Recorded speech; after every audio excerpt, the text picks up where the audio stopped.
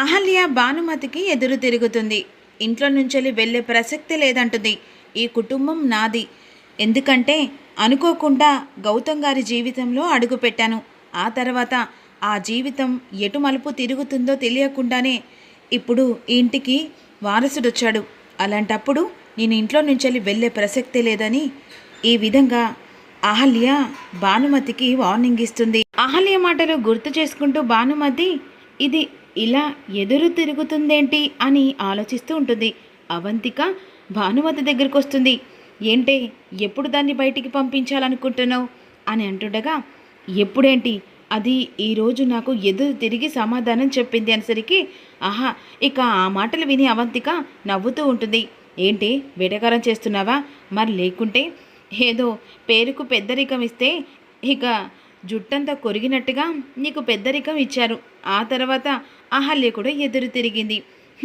ఎందుకే మరి ఇప్పుడు అహల్యను బయటికి గెంటేస్తాను, నా మనవన్ని నా దగ్గరే పెట్టుకుంటానని సవాలు విసిరావు కదా. ఇప్పుడు ఏం చేయాలనుకుంటున్నావు? చేయడానికి ఏముంది? నిజాన్ని బయట పెట్టడం. ఏంటి నిజాన్ని బయట పెడతావా? ఏం నిజం? ఏముంది? తన కొడుకు పుట్టినాక ఇక ఏకంగా బయటికి వెళ్తానని అగ్రిమెంట్ పేపర్ మీద సంతకం పెట్టింది కదా, అలా ఇప్పుడు అలా చూపిస్తే సరే అని చెప్పేసి ఒప్పుకొని ఇప్పుడు నాన్న అమ్మ అందరు కలిసి ఆఖరికి నీ మనవడు నా తమ్ముడు కూడా ఒప్పుకొని అహల్యని బయటికి గెంటేస్తా అనుకుంటున్నావా? అది కల మాత్రమే. ఎట్టి పరిస్థితిలో అది ఇంట్లో ఉండడానికి వీలేదు. నేను అతిథికి మాట ఇచ్చాను. ఏంటి? అతిథికి మాట ఇచ్చాను. ఈ ఇంటి కోడలు అతిథి అని మాట ఇచ్చాను. ఇప్పుడు నేను చేసే రాద్ధాంతానికి ఖచ్చితంగా అహల్య వెళ్లాల్సిందే అని విధంగా హాల్లోకి వస్తుంది. ఇదే కదా నేను రెచ్చగొట్టి అహల్యను బయటికి గెంటడానికి వేసిన ప్లాను. ఇప్పుడు అహల్య బయటికి వెళ్తుంది. ఆ తర్వాత ఈ ఇంటి వంశాంకులను కూడా కేర్ ఆఫ్ అడ్రస్ లేకుండా వాడిని ఎలాగలో బయటికి పంపించే ప్రయత్నం చేస్తాం. ఆ తర్వాత ఈ ఆస్తికి అధికారానికి నా కొడుకే కదా వారసుడు అని అవంతిక మనసులో అనుకుంటుంది. అర్జున్ ప్రసాద్ ఏంటమ్మా? ఏం లేదురా, నీతో మాట్లాడాలి. ఏంటి అంత కోపంగా ఉన్నావు? అవునరా, కోపంగానే ఉన్నాను.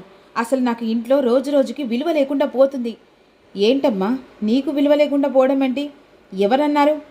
అర్థమవుతుందిరా, కనీసం నాకు పెద్దరికమని మర్యాద లేకుండా మాట్లాడుతున్నారు. ఎవరిని మాట్లాడారు? దేని గురించి మాట్లాడుతున్నావు? అదేంటత్తయ్య, నీకు మర్యాద ఇవ్వకుండా ఎవరు నీకు వ్యతిరేకంగా మాట్లాడుతున్నారు అని సుభద్ర అంటుంది. ఇంకెవతి? ఈ ఇంటికి కోడలు అహల్య. ఏంటి అహల్య నిన్ను ఎదిరించి మాట్లాడిందా? ఏం మాట్లాడుతున్నావమ్మా? అహల్య ఎదిరించి మాట్లాడమేంటి అని అంటుండగా, అవునరా, అసలు నాకు ఏం అర్థం కావట్లేదు. అది ఇంట్లో ఉండడానికి వీల్లేదు.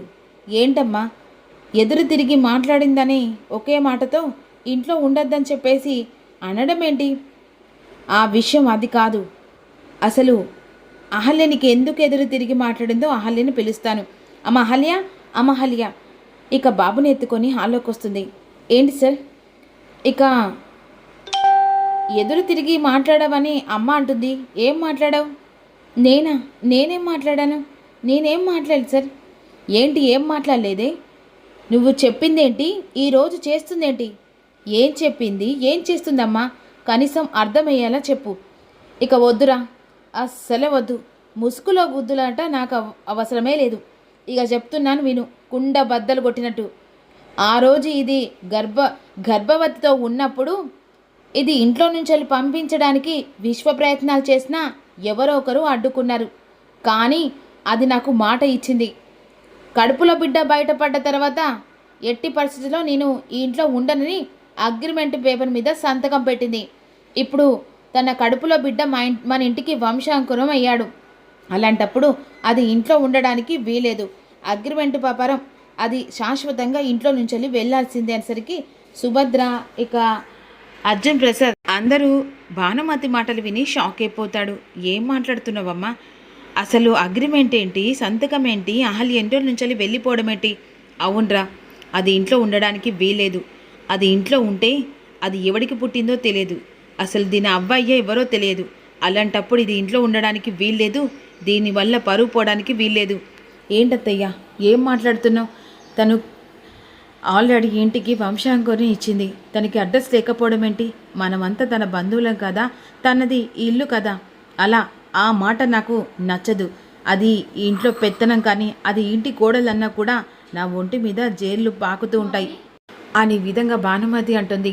అందుకని అగ్రిమెంట్ ప్రకారం దాది ఇంట్లో నుంచి వెళ్లాల్సిందే. ఏంటమ్మా పిచ్చిగాని పట్టిందా? అహల్య ఇంట్లో నుంచి వెళ్ళే ప్రసక్తే లేదు. అయినా కన్న బిడ్డను పట్టుకొని అహల్య ఎక్కడికి వెళ్తుంది అనుకుంటున్నావు? అసలు కన్న బిడ్డను దానికి ఎవడిస్తానన్నారా? వాడు ఇంటికి వంశాంకురం. వెళ్తే గిల్తే అదొక్కతే ఇంట్లో నుంచి వెళ్లాల్సిందే. ఇక నేను చెప్పిందే శాసనం అనేసరికి ఈలోపు గౌతమ్ ఒక్కసారిగా ఇంట్లోకి వస్తాడు. ఏంటి, నా భార్య ఇంట్లో నుంచి వెళ్లాల్సిన అవసరం ఏముంది అనేసరికి అందరూ షాక్ అయిపోతాడు. అదే సమయానికి ఇక ఏంటే ఏం మాట్లాడుతున్నావు? నా భార్య ఇంట్లో నుంచి వెళ్ళాల్సిన అవసరం ఏముంది? ఏదైనా తప్పు చేసిందా నా భార్య? తప్పు కాదురా, అగ్రిమెంట్ ప్రకారం కొడుకును కానీ తెల్లారి సరికల్లా ఇంట్లో నుంచి వెళ్ళిపోతానని నీ భార్య అగ్రిమెంట్ పేపర్లో సంతకం పెట్టింది. అందుకనే తను ఇంట్లో నుంచి వెళ్ళాల్సిందే. అగ్రిమెంట్ పేపర్ మీద సంతకం పెడితే మరి నా జీవితంలో వచ్చిన నా భార్యను నేనెలా వదులుకుంటాను అనుకుంటున్నావు? నువ్వు చెప్పగానే ఇక్కడ అందరూ తల ఊపి నా భార్యను బయటికి ఎలా గెంటేస్తా అనుకున్నావు? సరే, నీ మాటకే వస్తాను.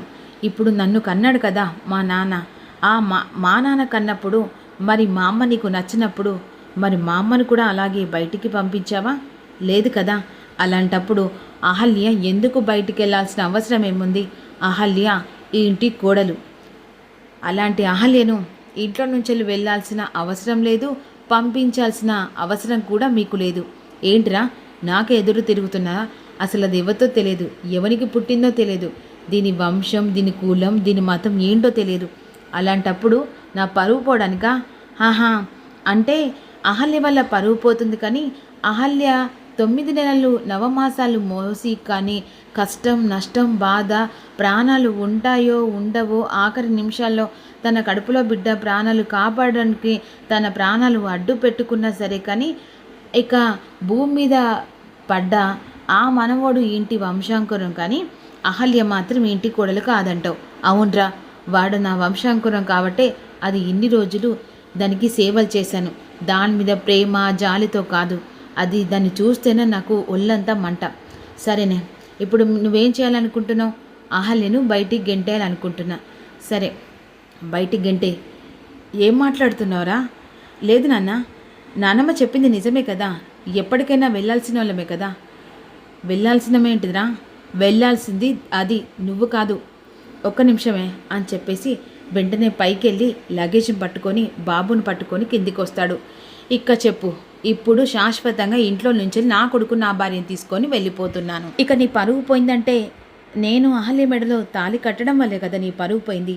ఆ పరువు పోయినప్పుడు నేను కూడా ఇంట్లో ఉండడం కరెక్ట్ కాదు కదా, అందుకే వెళ్తున్నాను సరికి అందరూ షాక్ అయిపోతారు.